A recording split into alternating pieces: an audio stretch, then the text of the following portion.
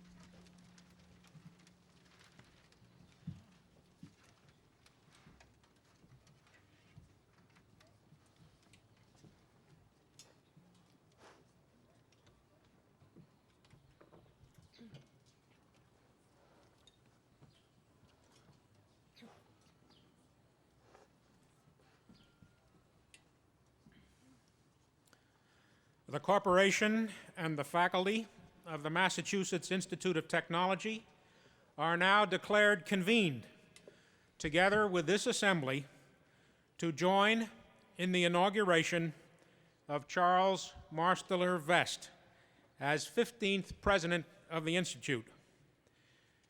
Please join Professor Ellen Harris, Associate Provost for the Arts, in singing one verse of the national anthem. Then please remain standing for the invocation by Reverend Susan Thomas.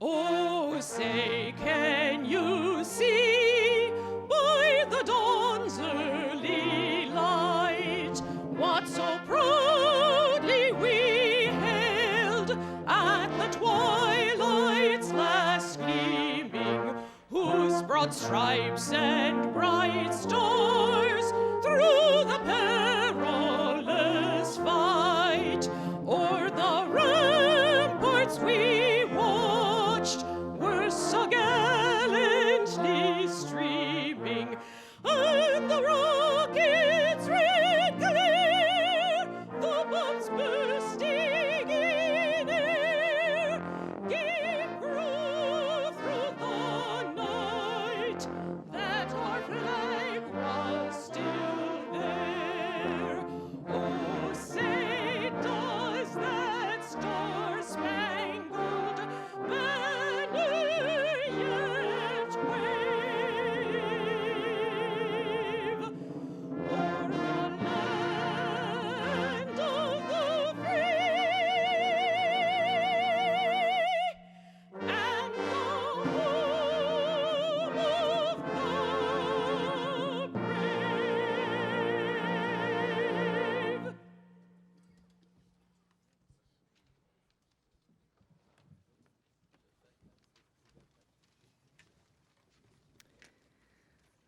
I've been asked to invoke the presence of God upon these proceedings. It is my duty and delight to do so, although I sometimes wonder whether this is what we really want. For one does so with fear and trembling as well. Nevertheless, I invite you to join me in prayer. Gracious God, we boldly call upon you this day to ask your guidance and blessing upon Charles, that he, as president of MIT, might be your servant for good. As he shapes the future of this institute, which in turn helps to shape the future of your beleaguered, bountiful creation, pour out upon him wisdom and understanding, counsel and might, knowledge and the fear of God.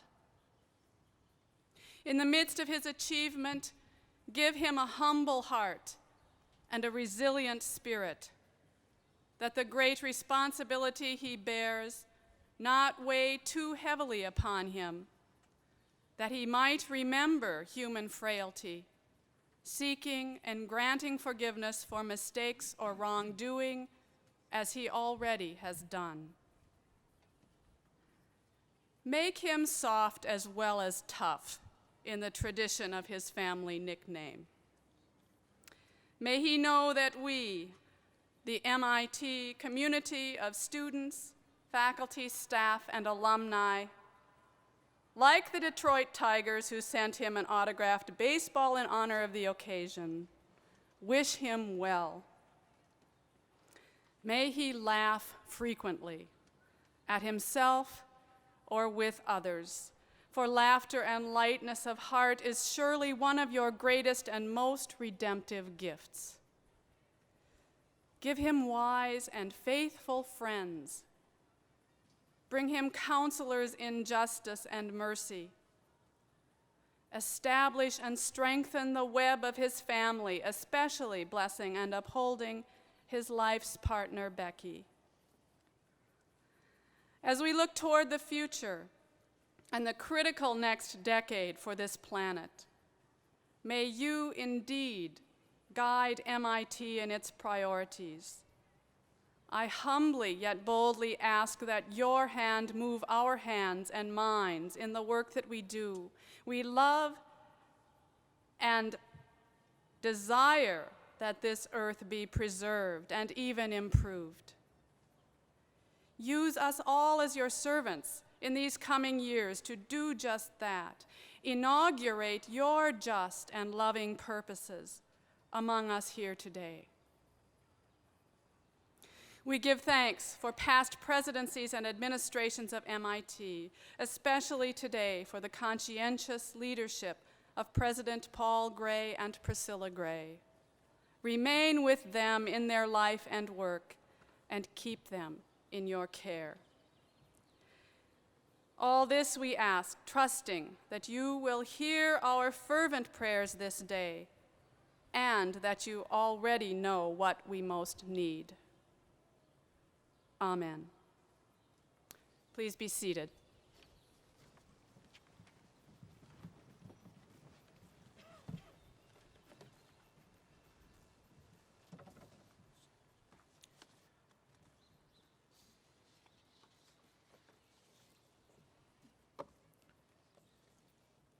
I am pleased to welcome to the platform Dr. Frank H.T. Rhodes, President of Cornell University, who will be giving remarks on behalf of the academic community.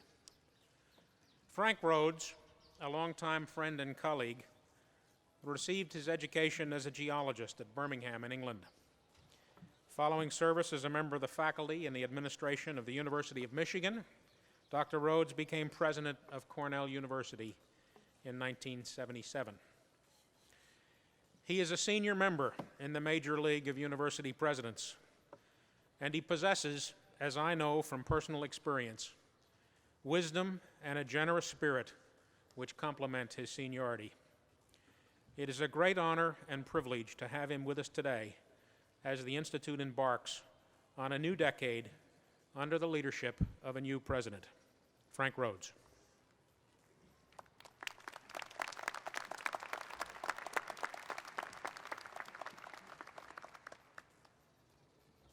Mr. Chairman, President Vest, Mrs. Vest, Dr. Johnson, Dr. Weisner, Dr. Saxon, members of the corporation and members of the platform party, distinguished members of the faculty, the staff, and student bodies, honored delegates from sister institutions, distinguished guests, ladies and gentlemen.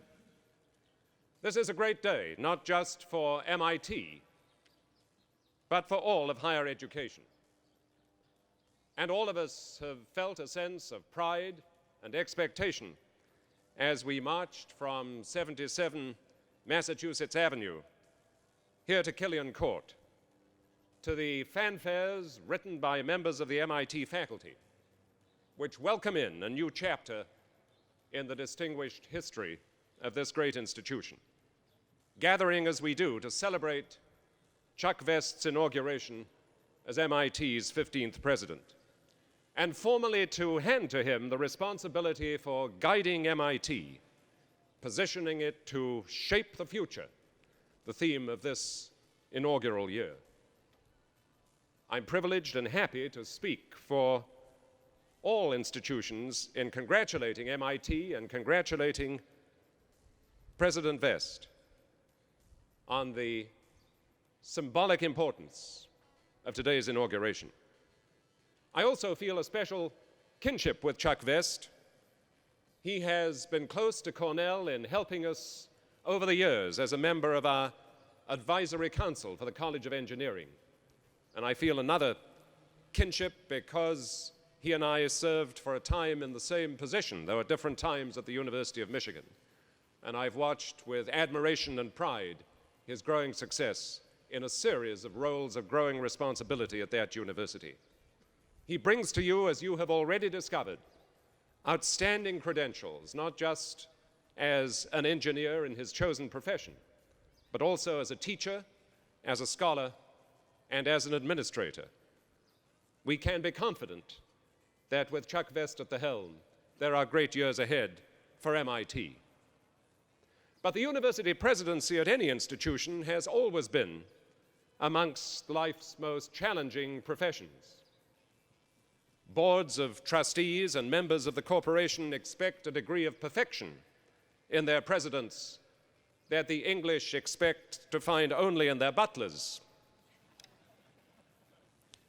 Newsweek magazine, a month ago, had a lengthy article on the university presidency, and the headline was "Wanted Miracle Workers." Chuck Vest may not be a miracle worker, but he is more than equal to the formidable task that you offer him today. For the challenges facing universities such as MIT have seldom been greater than they are today. These have been recent months of unprecedented concern and criticism about all the nation's research universities. Concerns about cost, both the cost of teaching and the cost of research, the perennial concerns about increases in tuition, and the more recent concerns about indirect costs. Concerns, too, about the quality of our graduates, with extensive argument about the curriculum and about the competence of the graduates of some institutions. Concern, too, about the integrity of our scholarship, and not least of all, concern about freedom of expression and viewpoint on the campus. No university, no institute can be immune to these concerns and these criticisms, for we have an obligation not only to uphold the integrity of our scholarship, but also to be responsible and prudent stewards of the resources that are entrusted to us. Academic freedom, in the end, depends upon public trust and public support, and the price of public support is public accountability.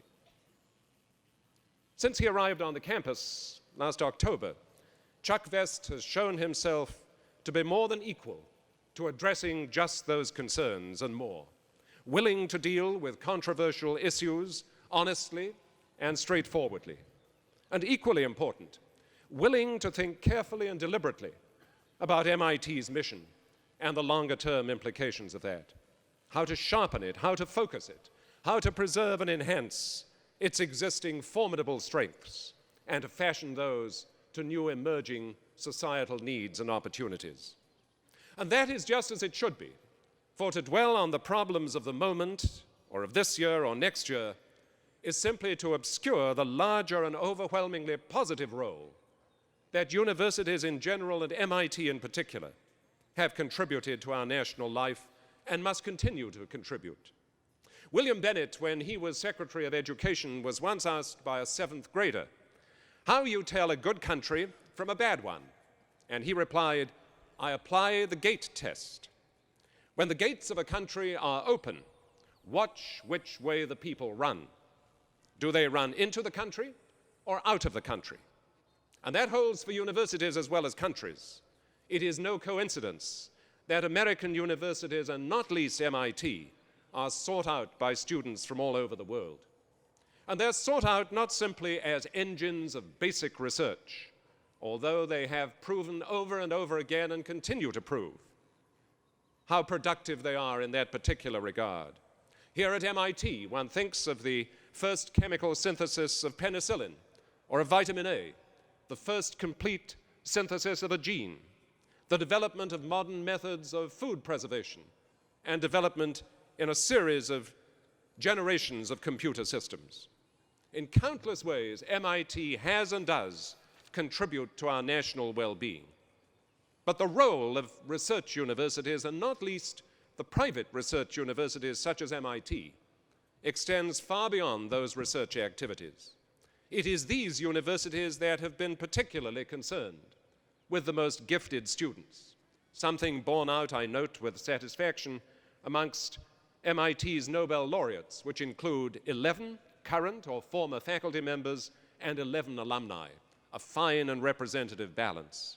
And it has also been these same research universities that have been particularly devoted to quality in the programs of professional and other study that they represent, particularly concerned with innovation in those programs. It was here at MIT, for example, a quarter century ago, that the standard for engineering education was established. And with Chuck Vest's leadership and the commitment of the faculty, I imagine it may be a time that is ripe for that to happen again. How much that surpasses even the great dreams of William Barton Rogers, who hoped for so much for this remarkable institute when he founded it. How much that is a tribute to the leadership which has gone before. And I note especially that of Paul Gray and David Saxon, of Jerry Weisner and Howard Johnson, of J. Stratton and so many others, and the commitment of many people here in this court today whose contributions over the years have set MIT apart as one of that small handful of institutions of worldwide quality.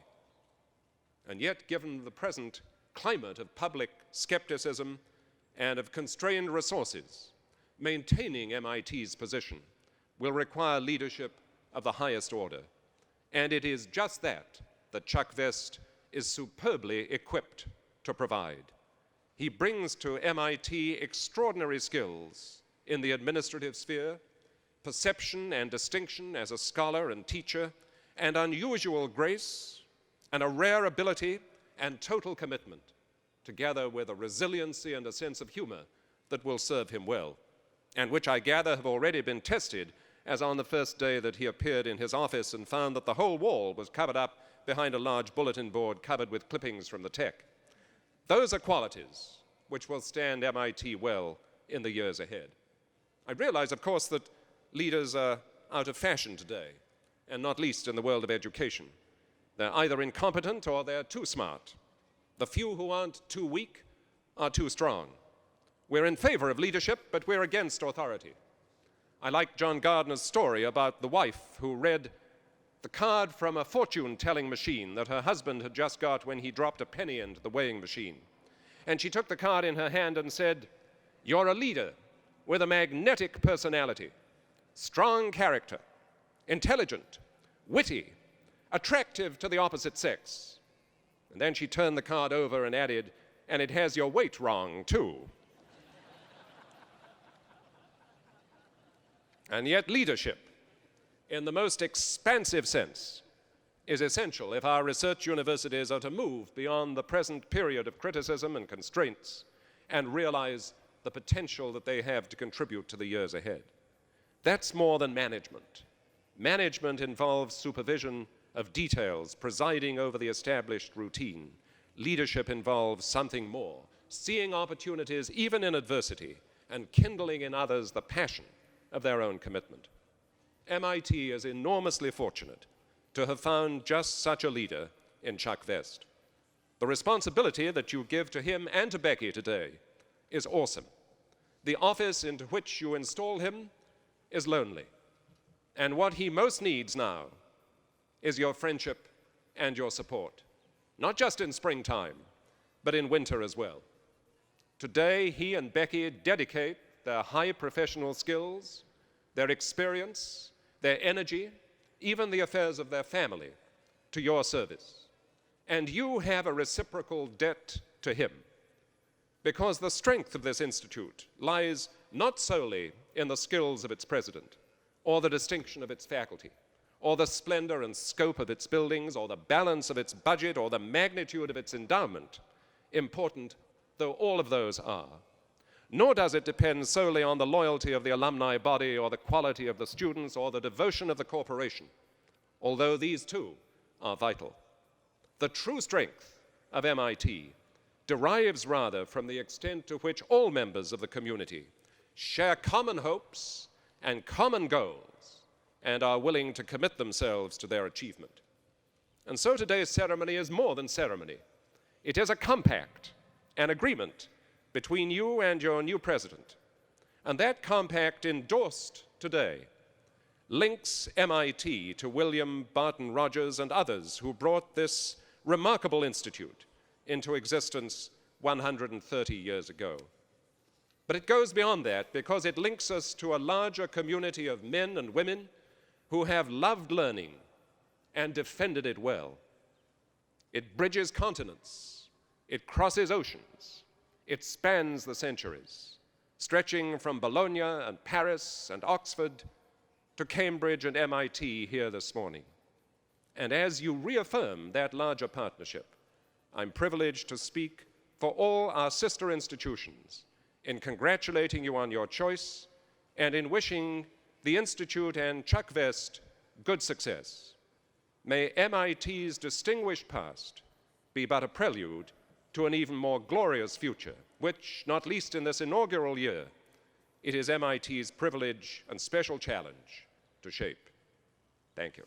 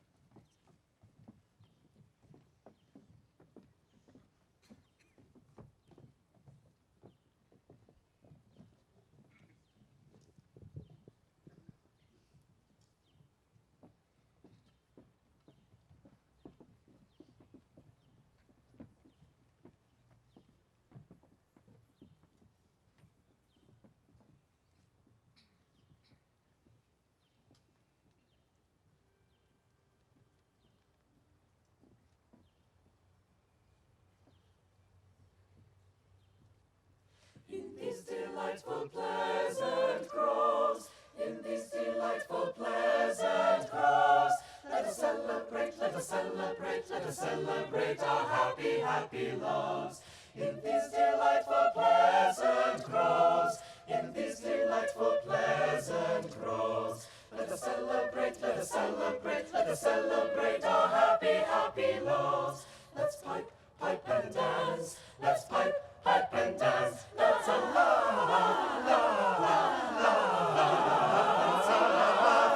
and sing. Thus every happy, happy living thing the cheerful spring. Revelings in the cheerful spring.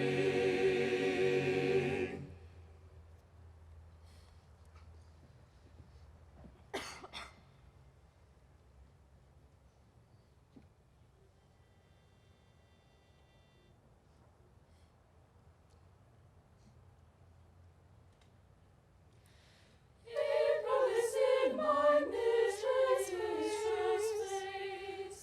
April is in my mistress' face. April is in my mistress' face, my mistress' face. And July in her eyes hath and July in her eyes hath placed within her bosom, within her bosom is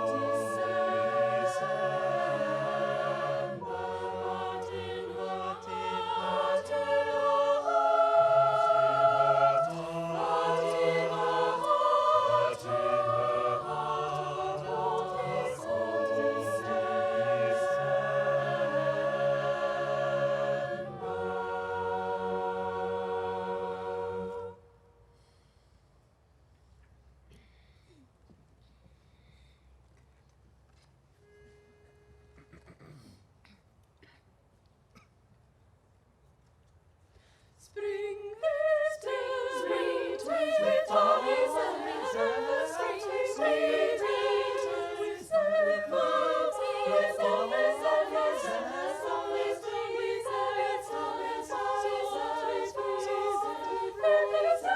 April is young, but is young and gay, but is young and gay, flowers leave.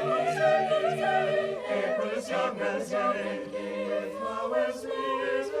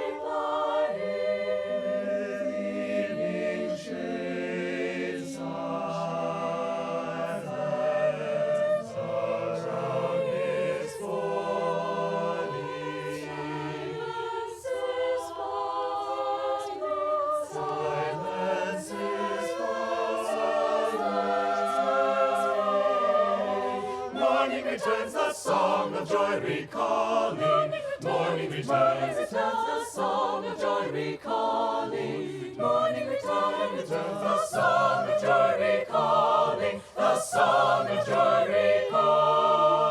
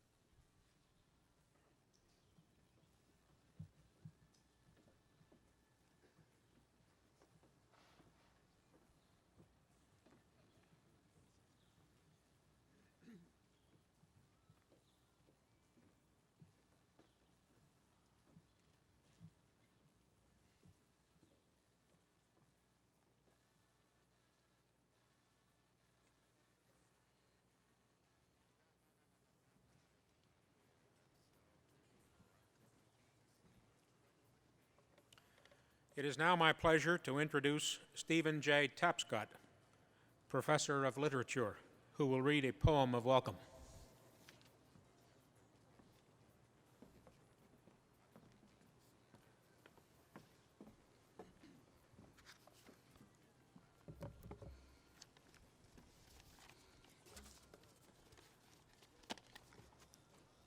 The poem of welcome. Ceremonious, among the glorious rhododendrons, the faculty progresses. They walk in their medieval costumes, and for once their shoes are shined. Under the stately engraved names of white male scientists, by their presence, the faculty embodies today's welcome. The poem of welcome walks among them. Its shoes, too, are shined, although they are metaphorical shoes. It walks stately to the podium. Its traditional tassel waggles ticklishly in its ears. The poem of welcome asks itself, what in the world am I doing here? What does a poem have to do with power, or the transmission of power, or the ceremony of the occasion of transmission? Charles Vest seems like a decent man. Look, for a lyric poem, that is very high praise. The faculty has gathered to thank him, to welcome, and to warn him. Decent people know how every welcome contains a kind of gratitude, and how every real welcome is a kind of warning to both parties. And jeepers, this is an occasion. Before and behind the poem, the faculty assembles in welcome. They wear their gaudy costumes and legitimize the occasion. Many are women, others have tenure. How solemn they seem assembled. I am not entirely sure that I want to be a note of welcome, thinks the lyric poem to itself. I think I might prefer to be a deconstructed, politically correct lyric of soaring beauty and searing cultural analysis. Look, I think I prefer to be a poem for 100 years forward with tenure in the great anthologies of the future. I think I want to be a poem to make strong adults weep and virgins quiver and little children dance in the meadows, if there are meadows in 100 years in the future. Maybe I want to be a poem of elegy for meadows. What does a poem have to do with occasions of power? Thinks the poem. Well, anyway, how can a lyric poem speak for the diversity and polyvalence and generative foment of a contentious collective like the Institute? And come to think about it, why does this poem sound like it's written in prose? The poem of welcome is on a bad roll now. It is whining its welcome disgracefully in front of everyone. And those composers, they had it easy. Processionals without irony, without the need for declamatory assertions. Welcome, they honked with their big trombones. Here we are, step off a big melodic line, some bass and a beat you can march to. But can a poem use a brass trombone? No. It's not the same using words, not like a trombone. The poem reimagines itself. Ode with trombones. Welcome, honk, honk, to Charles Vest. Wah, wah, wah, wah, wah. It's just not the same lacking brass. Before and behind the poem by now, the faculty is getting a little restless. They scuff their shine shoes against the temporary platform. They gaze off towards the Charles or back up towards the dome. From deep in the drooping sleeves of their robes, surreptitiously, they bring out peanut butter sandwiches. They knew they were in for a long one. Furtively, they pick off pieces of peanut butter sandwich and slip them into their mouths behind their hands. Their throats are dry, but they brought no drinks, not wanting to risk spills.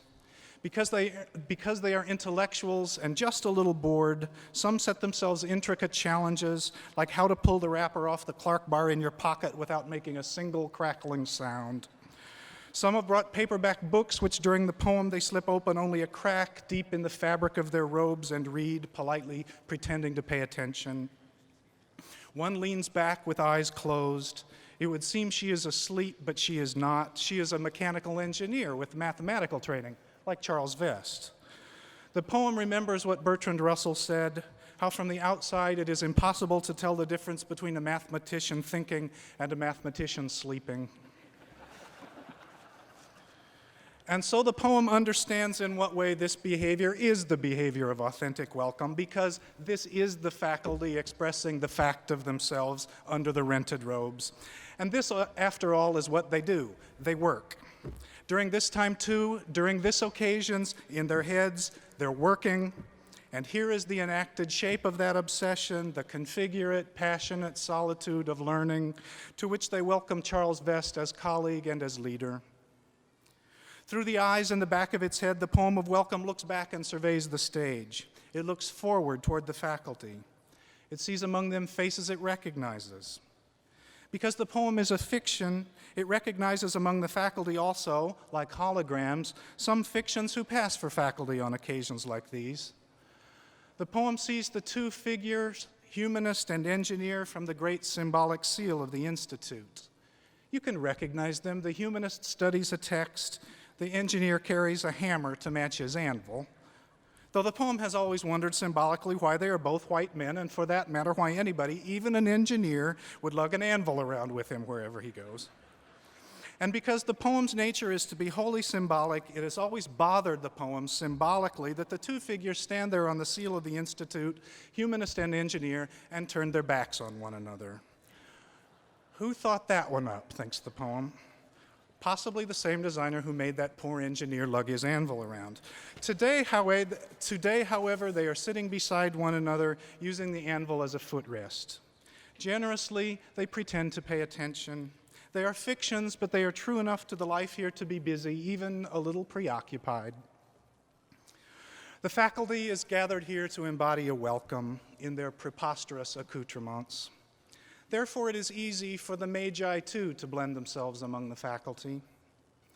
The poem of welcome knows which ones the magi are, but the poem isn't telling. They blend like holograms. Better, they should be indistinguishable, as they have chosen.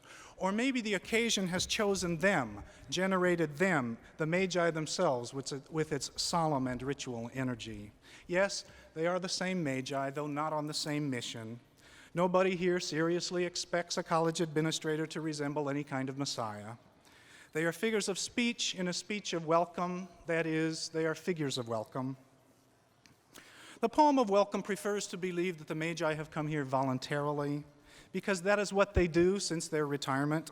They move forward or continue venturing knowledge and the forwarding faith of knowledge.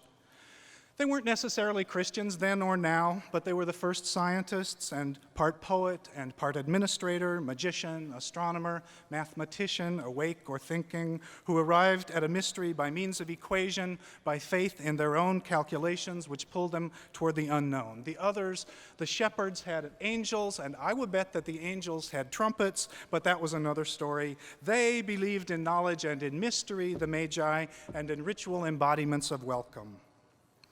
The poem of welcome wonders, after all, if that is why this poem sounds as if it is written in prose. Because prose is the track of forwarding momentum. It does not turn as traditional verse does. It runs forward and incorporates what it addresses, learning and becoming it. The magi shift a little uncomfortably in their seats. They are a little embarrassed. They have been here a long time, and the seats are hard, and they're not so young anymore, and they neglected to bring foam cushions in the sleeves of their robes. But they brought their invisible gifts, their capacity for work, their odd obsessiveness, their purity of concentration, their love of teaching, and yes, their contentiousness, their occasionally irritating naivete, their social conscience, their ability to talk on and on and on in the committee meetings. It is very easy for the magi to blend among the faculty. And they do merge into the spirits and body of the faculty assembled to embody this occasion. From the outside, you'd never know who they are. They have traveled a long way through race and class and sex, figures of knowledge and of forward motion, of magic and equation and poetry. The poem of welcome is happy to see its old friends, though it doesn't give their secret away. They will help the poem to say welcome, though they say nothing. Thus, the poem speaks like the magi inclusively, and just as the poem speaks for the faculty, so here the faculty stands for the Institute inclusively, and the poem says welcome, the teaching staff, the office staff in the windows, the grounds, the library, the laboratory staff, kids in the daycare, administration, the corporation, the Arts Council, God love them, say welcome and are welcome because this poem says so, exercising the poem's utopian prerogative. And so the poem says what it came to say. It says welcome. It says so in English and Spanish, bienvenido. It says so in Mandarin, Japanese, and Korean, Hwan Ying, Kangai, Hwan Yang Habnida. It says so in Russian, Drashnya Priem, and Polish, Powitanie. It says so in Yiddish and Arabic, Shalom Aleikum, Assalamu Alaikum. It says so in Kurdish, Keryen. It says so in Hillbilly, Howdy. It says so in Swahili, Karibu. It says so in Yoruba, El Kaba. It says so in Ashanti, E Kaaba. It says so in American Sign.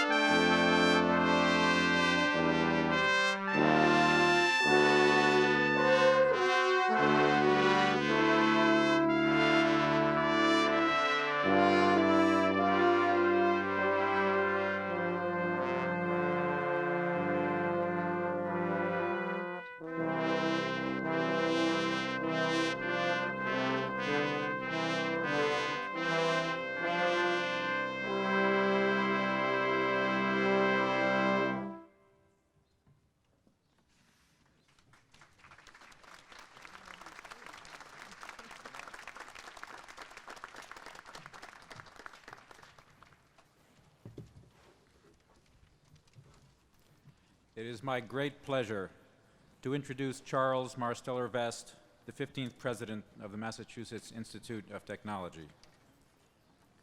This ceremony culminates a process that began 2 years ago when the corporation and faculty committees on the presidency met for the first time in a room overlooking this perpetually sun-drenched Killian Court.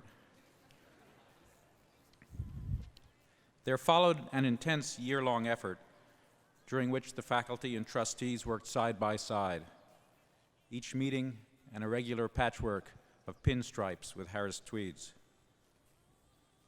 Our first task was self-education about MIT's needs, challenges, and opportunities.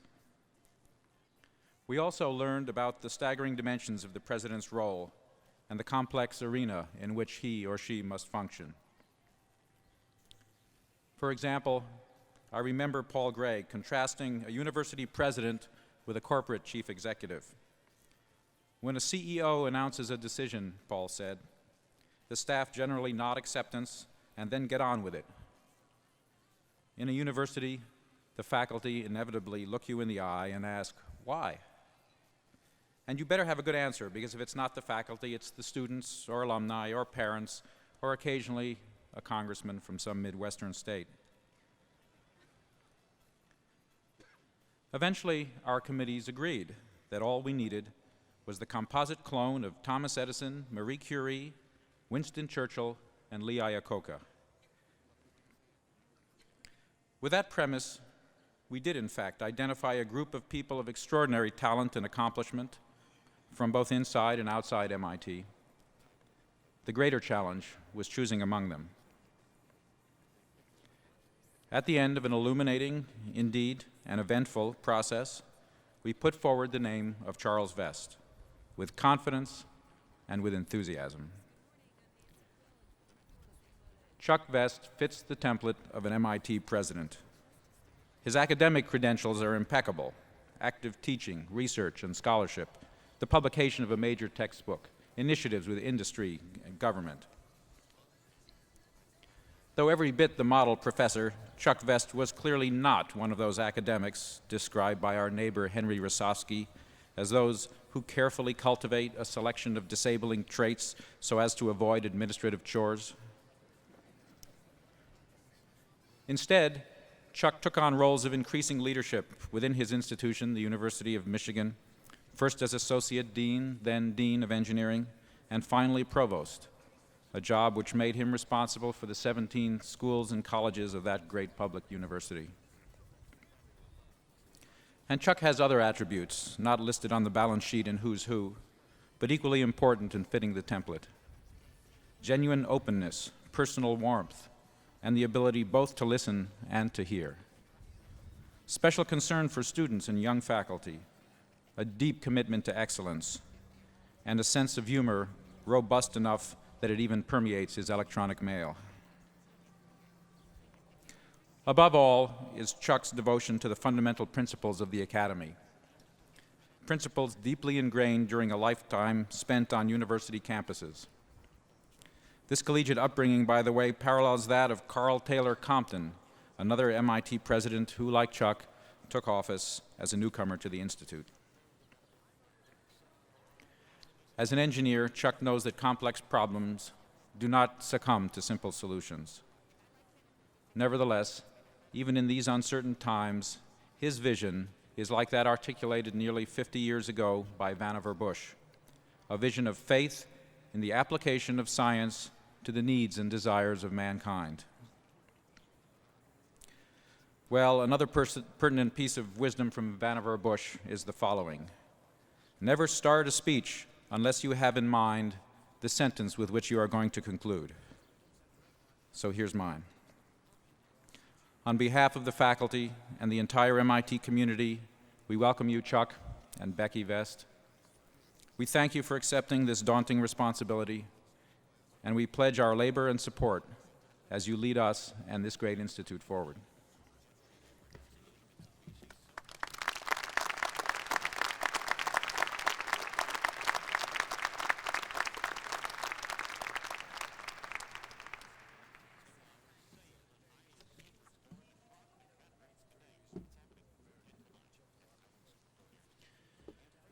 And now, as chairman of the corporation of the Massachusetts Institute of Technology, and on behalf of that body, I shall proceed to induct into office our 15th president, Dr. Charles Marsteller Vest. Will Professor Johnson and Professor Weisner please bring Dr. Vest forward?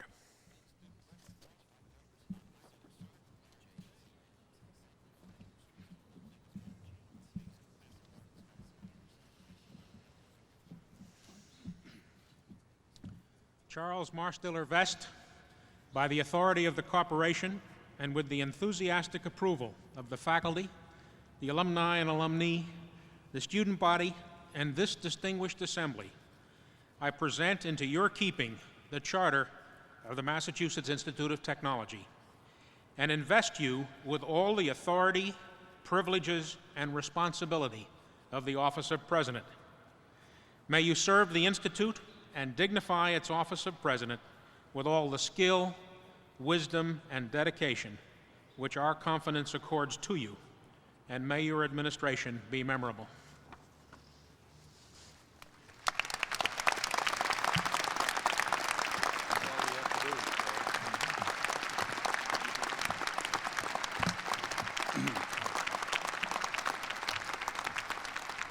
Dr. Gray, I accept this charter as the symbol of office of the presidency of this great institution. I do so with a full sense of the magnitude of my responsibility, and I am deeply grateful for your trust. I pledge myself to work unremittingly with the trustees, faculty, students, staff, alumni, and alumni for the greatest good of the Massachusetts Institute of Technology.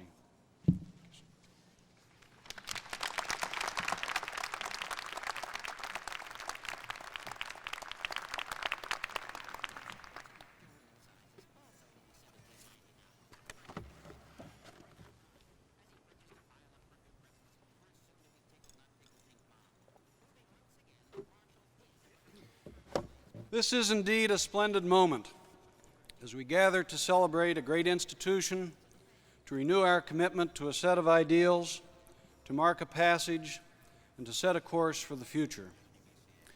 Yet for me and my family, it is also an intensely personal experience and one that we are honored to share.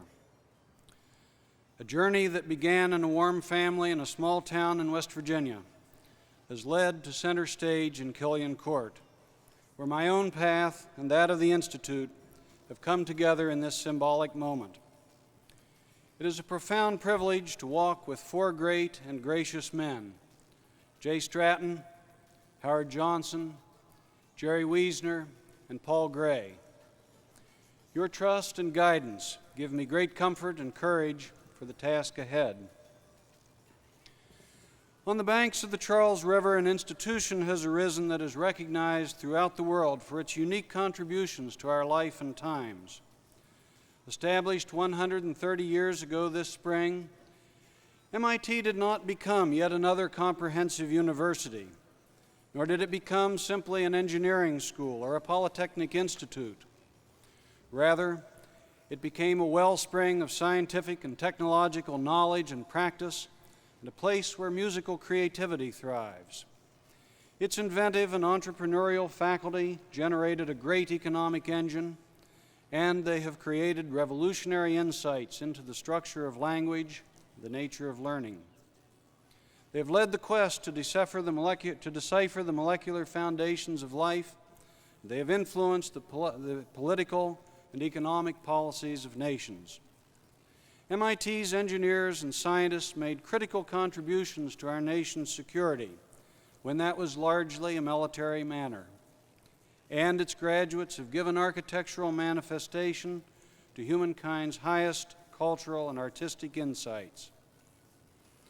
MIT has been home to distinguished scholars from around the world, men and women who have stretched the human mind and spirit. Above all, it has provided an intense and effective education to generations of the brightest young men and women that this nation and the world have brought forth. Now MIT prepares for the passing of the 20th century and the advent of the 21st. We seek form and substance appropriate for these times, even as we seek to shape the future of our nation and world. But we enter more than a new temporal era. We stand at the dawn of a new global age. Our lives are interwoven across national boundaries in unprecedented ways, connected through our Earth's environment, whose stewardship we all share, through our economic and production systems, through instantly shared information, through universally shared dreams. These dreams include the vision of a world in which the security of nations is defined by economic and social dexterity rather than by military might. They include the vision of a nation that has regained its sense of social justice and is truly the land of opportunity for all. MIT has played a remarkable role at critical moments in shaping our nation and our world. We have done so through individual creative genius and through grand institutional ventures. Like America itself, we have responded in an heroic and innovative manner to sudden challenges, such as the onset of World War II or the launching of Sputnik. Today, we are challenged once again on a grand scale, but this time by slow, corrosive forces rather than by sudden galvanizing events, by the erosion of our global environment rather than by explosions at Pearl Harbor, by declines in scientific literacy and industrial competitiveness rather than by the launching of a satellite. This morning, I would like to share with you my view of the challenges that confront us and to offer a growing vision of the opportunities they present for the future of MIT. There is a remarkable image etched in the mind and psyche of our generation. We were the first to view a shimmering, seemingly peaceful planet Earth from the depths of space. Still, here below, we know that we inhabit a raucous global village. We are connected across time and space as never before in human history. Many of these connections have been made possible by the advances in science and technology. We must learn to deal with this interdependence in new ways, creating new forms of organization, incorporating new points of view. Let me give 3 examples. First, the Earth's environment, a fragile envelope that bears witness to the degrading effects of human activity. It is no longer possible, if it ever was, for individuals or nations to think that the way in which they treat their land, air, and water has no bearing on their neighbors. Nor is it possible for us to work on each aspect of this damaged environment as a separate problem.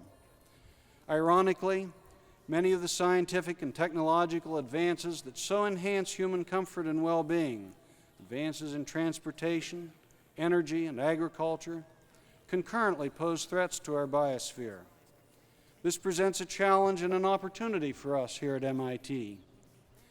I believe that we must marshal our interests and capabilities to understand these issues and to develop solutions. Such an endeavor will require a new generation of scientific computation for atmospheric modeling, new instrumentation for monitoring environmental conditions, new modes of analysis, and new technologies to correct or avoid problems. Beyond this, we need to come together in new ways from different fields, different organizations, and different countries to understand not only the physical, but the cultural, economic, and political forces that affect the health of the natural world. The stage has been set at MIT by the establishment of the Center for Global Change Science and by the new Council on Global Environment. Only with this kind of integrated approach, drawing on faculty from disparate fields, can we hope to meet the profound challenge of making and keeping our planet livable. Another challenge and set of opportunities in our increasingly interdependent world lies in the realm of electronic communication. Instantaneous communication, both verbal and visual, has reduced our planet to the electronic global village once envisioned by McLuhan. Knowledge has become a capital asset, at least as important as physical resources. Bits of information flowing through copper wires, optical fibers, or satellite links have become a new currency, the currency of the information marketplace. Increasingly, the commerce of this new marketplace will be conducted along fiber optic information superhighways that will connect computers, telephones, high-definition video systems, and hybrid technologies yet to be developed. This information infrastructure already exists in rudimentary form. MIT has the opportunity to play a pivotal role in bringing increased capabilities and coherence to this system and in defining the currency of the new information marketplace. In doing so, we must not only increase the power and ease of computing and communications, but we must do so in ways that enhance our intellectual and social capabilities, that help us make wiser decisions, and that enable us to bridge cultural and political barriers. Here, too, we must invent new ways of combining our talents across disciplinary and institutional boundaries in order to give form, substance, and humanity to the dawning information age. To this end, I am pleased to announce the establishment of the MIT Information Infrastructure Initiative, a project that will bring together 8 different organizations within MIT with the goal of working with industrial partners to develop a new, very high-frequency, entirely optical network and to establish within our campus a working model of the information marketplace. My third example derives from the increasing political and economic connections throughout the world. And that is this: will the MIT of the future be a national or an international institution? What does it mean for MIT to be a citizen of a world where common problems or interests are often more powerful than geographic distances, yet where national differences exist? The issue is complex. MIT is a national institution, but America is no longer isolated. MIT was born as a manifestation of Yankee ingenuity and know-how. It has served as a driving force for the creation and improvement of American industry. It is funded to a very significant extent by the American taxpayer, and above all, it is centered on the education of many of the brightest and most talented young people of the United States. MIT is of and for America. Today, however, in order to serve America well, we must participate in the broader global community. Basic science has always prided itself in being the prototype for true international cooperation. But today, this viewpoint and system are being strained because of the increasing economic value of university-generated knowledge and technological concepts. There are those who look at this country's position on the economic balance scales and call for greater protection of our ideas, especially those having to do with science and technology. Some look to this country's troubles in the world marketplace and are quick to blame our overseas competitors. Others cast the issue into the framework of Pogo Possum's famous saying, "We have met the enemy and he is us." And still others quickly respond along the lines of Robert Reich, who asks, "Who is us?" That is, in this day and age, what defines an American corporation? Clearly, we must be concerned with this nation's economic well-being.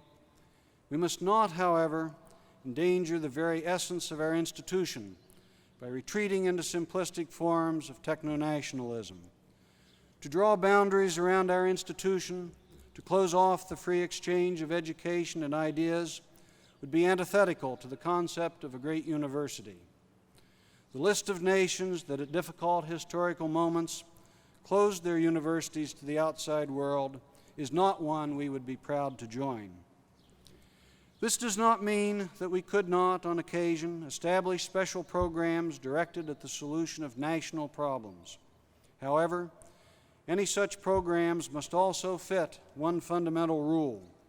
All students, once admitted to MIT, must be able to fully participate in our educational and research programs without regard to their citizenship.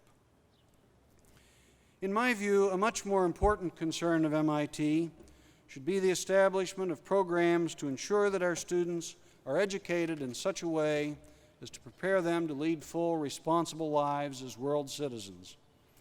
It is time that we made the matter of international context and opportunity an integral part of an MIT education.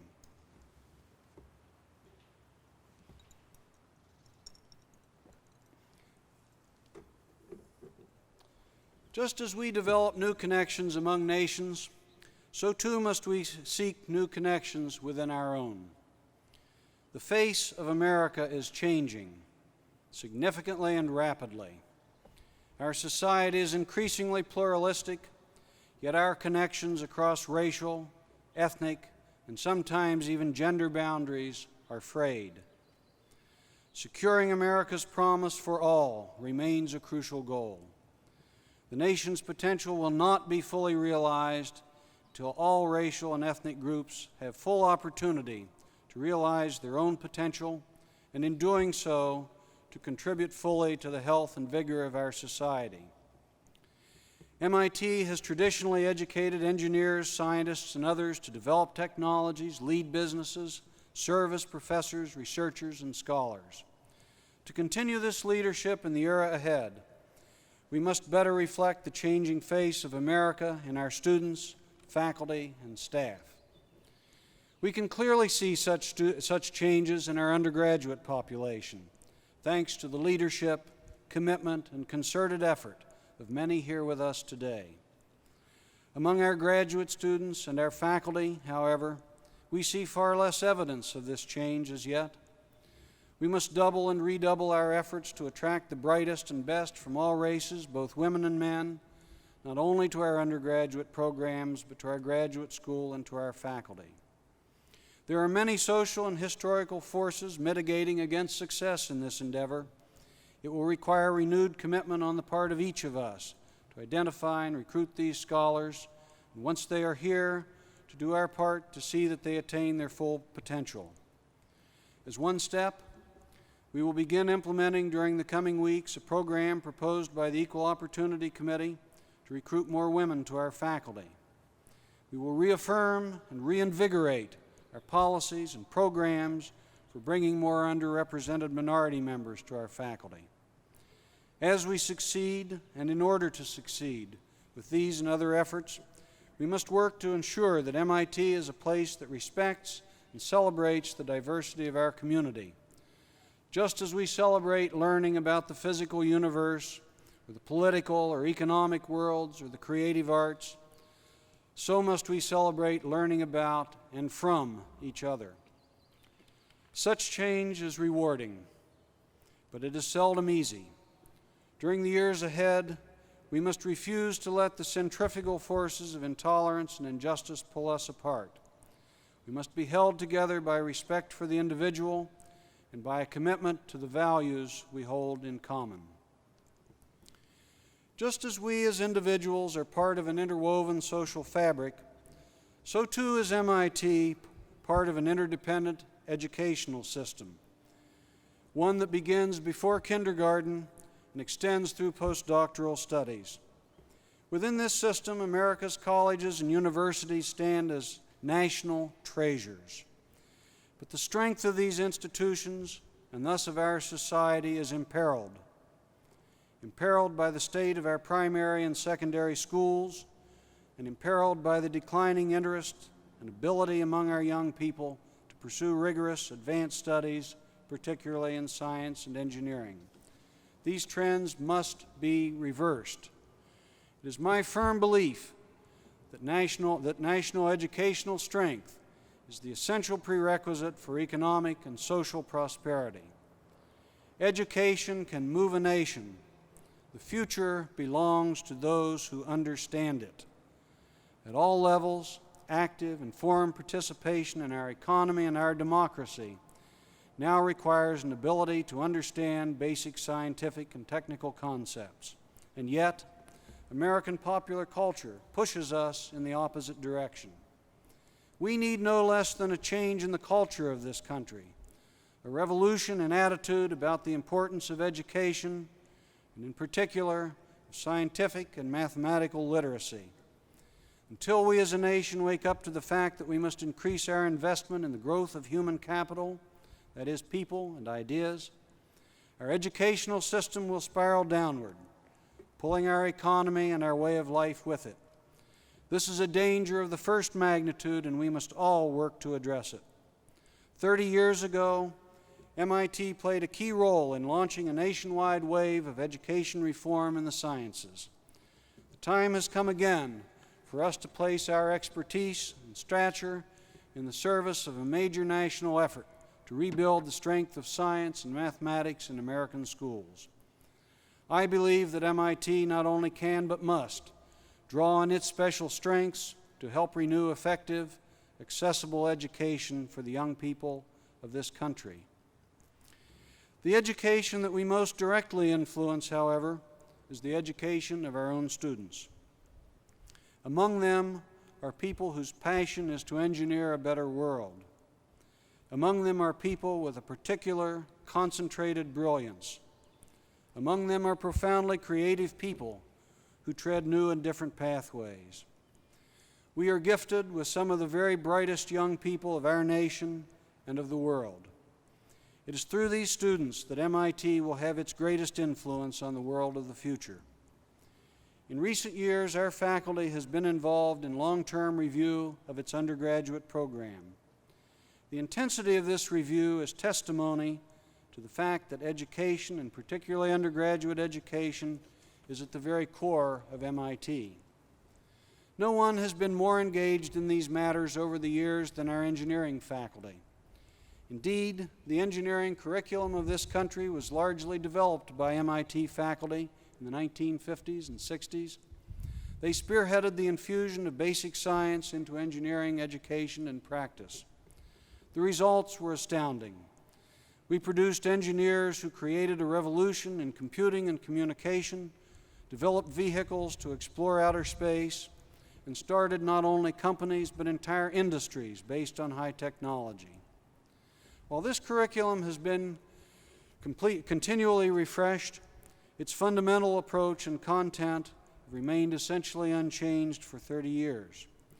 The world in which engineering is practiced, on the other hand, has changed dramatically and rapidly. Take, for example, the decline in the United States' ability to compete in the world marketplace for manufactured goods. The reasons for this decline are complex, but a major issue has certainly been the attitude of industry and of universities toward the design and manufacture of consumer products. We need to infuse, therefore, our engineering students with an increased respect for and enjoyment of effective, efficient, and socially responsive design and production.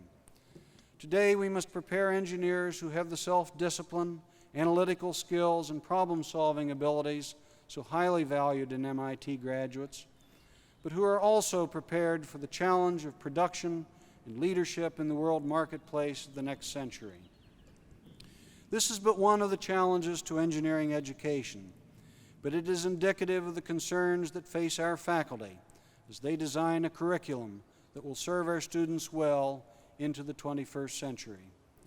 They will do so in the setting of this research university, a setting in which the unique blending of graduate education, undergraduate education, and research creates unparalleled opportunities for learning and for discovery, a setting that keeps both our education and our research forward-looking and robust. All do not agree with this view. Many believe that our mission has become distorted and that education has been lost in the desire and responsibility to excel in research. This is clearly a central issue for MIT, one that must be openly discussed in all corners of the Institute. This fall, as an event of the inaugural year, we will hold a major colloquium on the topic of teaching and learning within the research university. I intend this to be a no-holds-barred debate that will illuminate our efforts to shape the future of education at MIT. Educational success at MIT depends above all else on the commitment and inventiveness of our faculty. Excellence in undergraduate teaching must be rewarded and encouraged. To this end, we are establishing an endowed program to recognize faculty members who have profoundly influenced our students through their sustained and significant contributions to teaching and curriculum development. A select number of faculty will be appointed as faculty fellows, each for a 10-year period, and will receive an annual scholar's allowance throughout their appointment. The first fellows will be appointed this year, and we expect their ranks to build to at least 60 during this decade. The strength of an MIT education is its depth and intensity. Our graduates value above all else their self-discipline, analytical thinking skills, and their confidence to take on great challenges. Today, science and technology, culture and policy, industry and government, production and communication are interwoven as never before. The nation needs broadly educated young men and women to be leaders of the next generation. An understanding of science and technology is surely part of what such leaders must possess. Similarly, those who practice science and technology need an ever greater understanding of the world in which they will work. and must be able to contribute wisely to policies affecting the development and uses of technology. What does this mean for education at MIT? Surely it means that a careful balance among the humanities, arts, and social sciences on the one hand, mathematics and the physical and life sciences on the other. And it means a continuing look at our departmental programs to ensure that in content and approach, they give our students the best possible foundation for intellectual growth and professional achievement. Our campus should be a place in which humanistic and artistic scholarship and creation can flower in unique and important new ways. I further believe that we at MIT have an unusual opportunity for the humanities and engineering to enrich each other. While the continuum from the humanities to the natural sciences has long been recognized, the continuum from the humanities to engineering is less well explored. In general, such exploration, in my view, has been hindered by a utilitarian view of the humanities and social sciences on the part of many engineering educators, and by a lack of appreciation of the intellectual content of modern engineering by many humanists. An MIT education should enlarge an individual's choices, and so should include a common experience in science and mathematics, a serious exploration of the humanities, arts, and social sciences, and a continuing conversation among these fields. I believe that the creative tension generated by these varying interests and cultures can serve us well as we continue to review and renew our undergraduate programs. We have a common currency of excellence and creativity, regardless of field, that will enable us to develop new modes of inquiry and teaching that will make the most of the unique intellectual community that is MIT. We have a special set of talents and focus that give MIT its distinctive character. By building on our special strengths, MIT will contribute in rich and often unique ways to the times and to the nation's needs. We should not expect to be all things to all people. One of the great strengths of the American educational system is the great variety of public and private colleges and universities. This condition allows for, and indeed demands, experimentation, variation, cooperation, and competition. The resulting synergy is the yeast that keeps our system strong. For decades, the American research universities have served this nation exceedingly well. From virtually any perspective, they have paid enormous dividends in return for the public's trust and investments.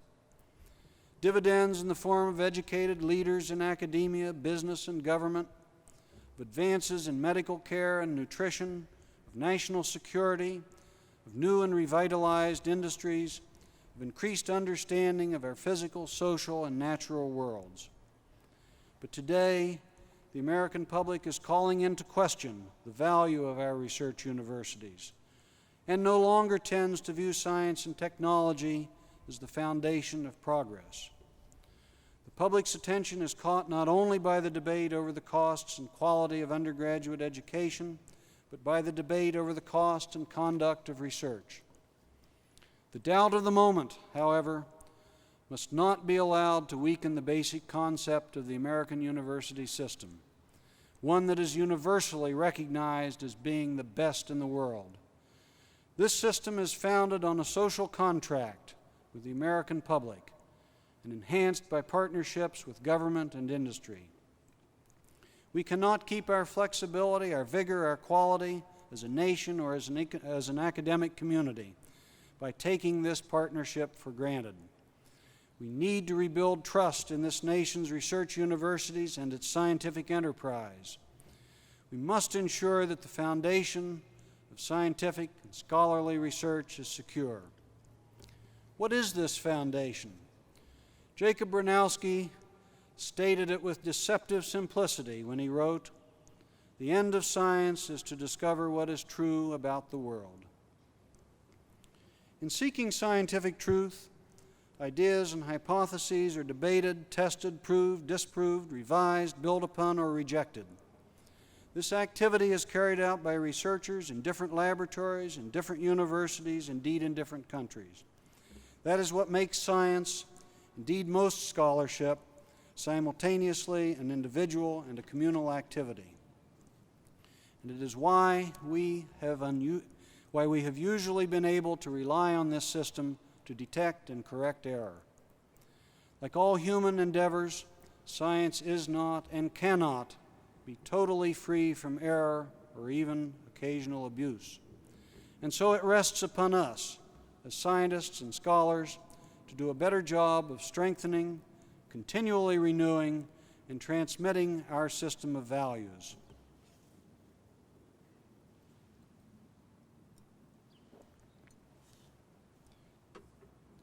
Great teachers impart and stimulate the passion, excitement, and beauty of intellectual endeavor.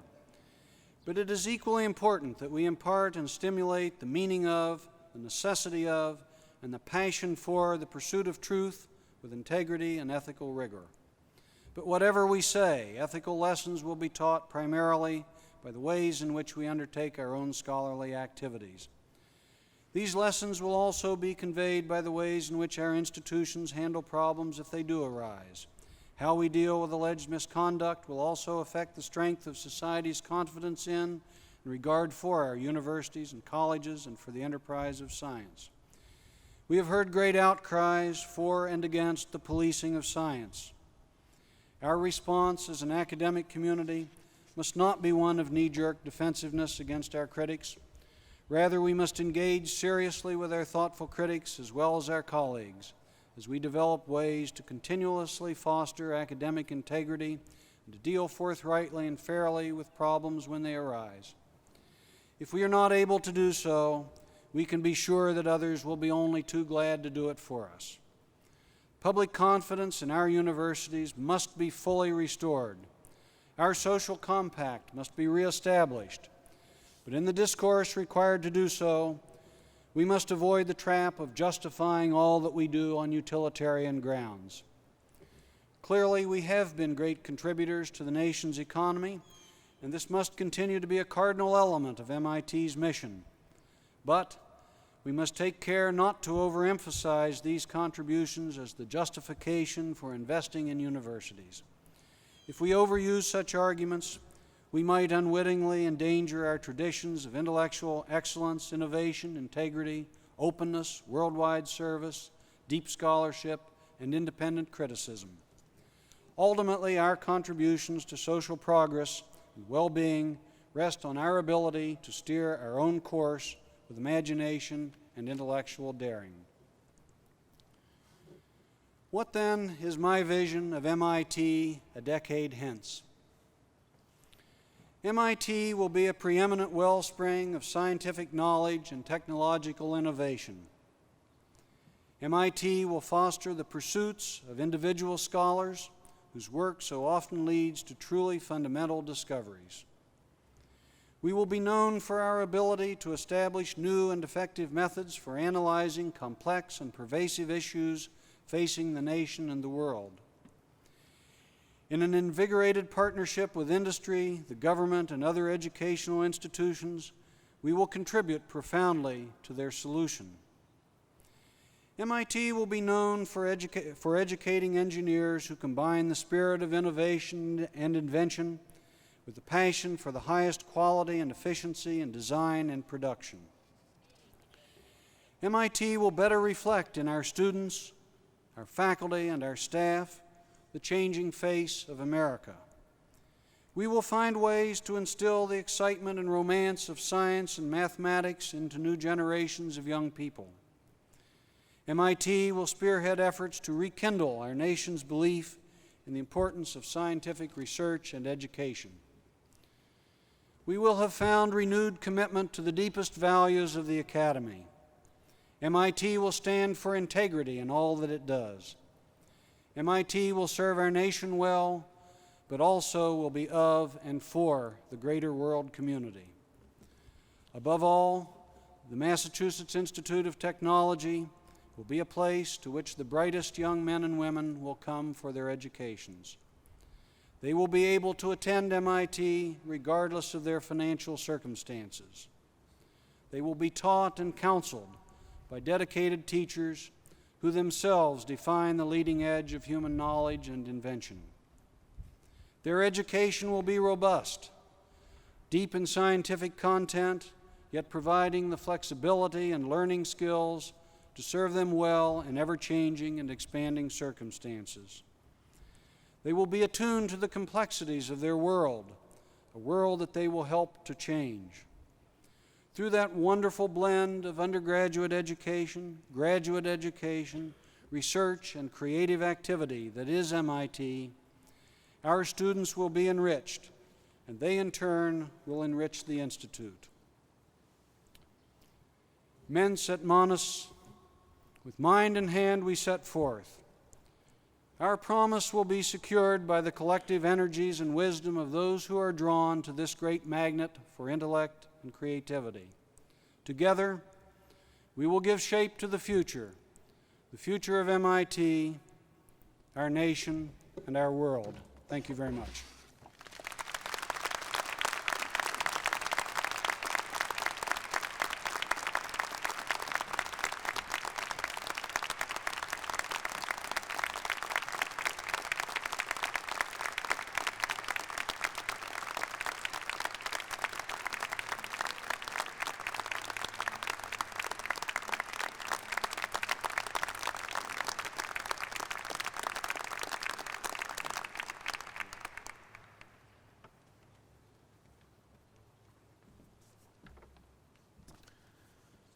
Before we adjourn, I would like to invite all of you to the MIT Community Reception, which will be held immediately following this ceremony on the Kresge Oval. That's on the West Campus across Massachusetts Avenue from the main entrance. The audience is requested to remain seated until the completion of the procession. The members of the inaugural procession will now please rise. I now declare this meeting adjourned, and let this great old institute go forward under the leadership of its new president.